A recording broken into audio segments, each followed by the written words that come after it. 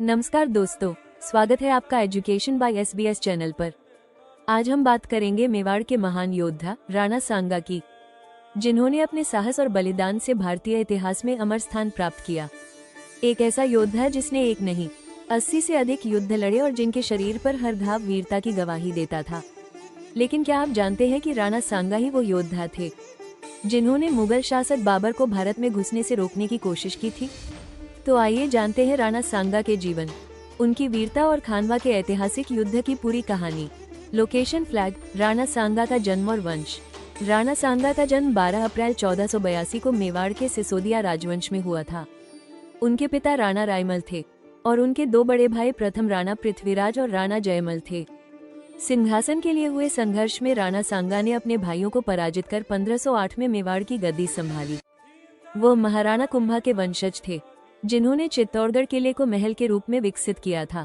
राणा सांगा की वीरता और युद्ध नीति। राणा सांगा बचपन से ही एक बहादुर और युद्ध कुशल योद्धा थे। उन्होंने गुजरात, मालवा और दिल्ली के सुल्तानों के खिलाफ कई युद्ध लड़े और विजय प्राप्त की।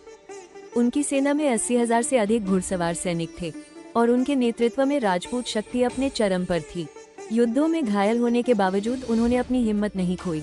कहा जाता है कि उनके शरीर पर 80 से अधिक घाव थे, एक हाथ और एक पैर कट चुका था और एक आंख चली गई थी। फिर भी वे अंतिम सांस तक लड़े। बाबर और राणा सांगा का टकराव। 1526 में पानीपत की पहली लड़ाई में बाबर ने दिल्ली के सुल्तान इब्राहिम लोदी को हराकर भारत में मुगल शासन की नींव रखी। राणा सांगा को लगा कि बाबर एक बाहरी आक्रमणकारी है, इसलिए उन्होंने राजपूतों, अफगानों और अन्य हिंदू शासकों को एकजुट करके बाबर को भारत से बाहर निकालने की योजना बनाई। इस युद्ध को खानवा का युद्ध कहा जाता है, जो 17 मार्च 1527 को हुआ। खानवा का युद्ध 1527 बाबर और राणा सांगा का ऐतिहासिक संग्राम। सन 1527 में भारत के इतिहास का एक महत्वपूर्ण युद्ध लड़ा गया, जिसे खानवा का युद्ध कहा जाता है। ये युद्ध एक ओर मुगल शासक बाबर और दूसरी ओर राजपूतों के वीर योद्धा राणा सांगा के बीच हुआ था।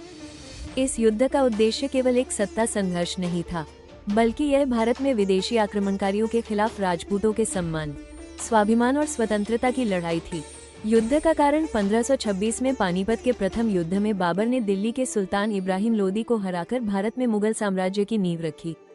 लेकिन भारत पर पूर्ण रूप से शासन करने के लिए उसे राजपूतों की शक्ति को समाप्त करना जरूरी था, जो उस समय राणा सांगा के नेतृत्व में संगठित हो रहे थे।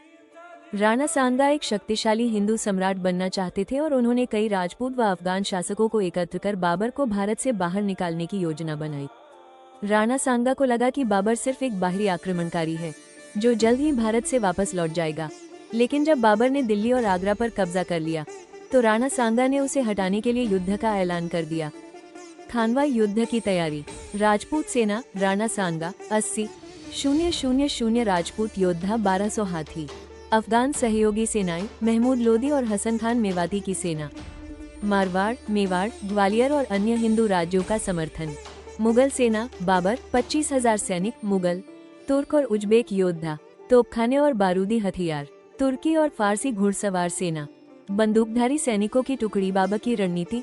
बाबर जानता था कि राणा सांगा की सेना संख्या में अधिक थी, लेकिन उनके पास तोपखाने और बारूद का अभाव था।